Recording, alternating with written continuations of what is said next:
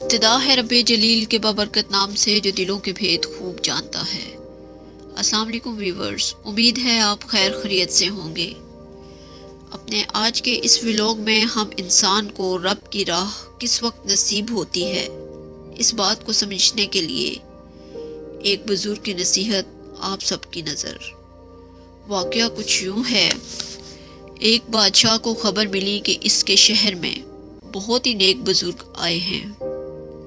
بادشاہ نے ان سے ملنے کی کوشش کی لیکن ان سے ملاقات نہ ہو سکی۔ شہر کے کئی دروازے تھے، بادشاہ کبھی کسی دروازے کے پاس تو کبھی کسی دروازے کے پاس ان بزرگ کا انتظار کرتا، لیکن دوسرے دن پتہ چلا کہ وہ کسی اور دروازے سے شہر میں داخل ہو گئے۔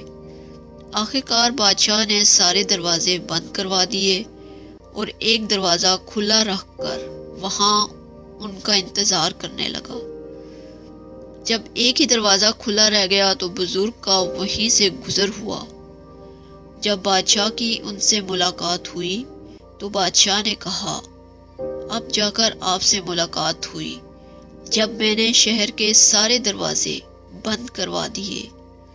بزرگ نے جواب میں بادشاہ کو ایک خوبصورت نصیحت کی کہ انسان کو رب کی راہ بھی اسی وقت نصیب ہوتی ہے جب وہ سارے دروازے بند کر کے صرف ایک دل کا دروازہ کھلا رکھتا ہے۔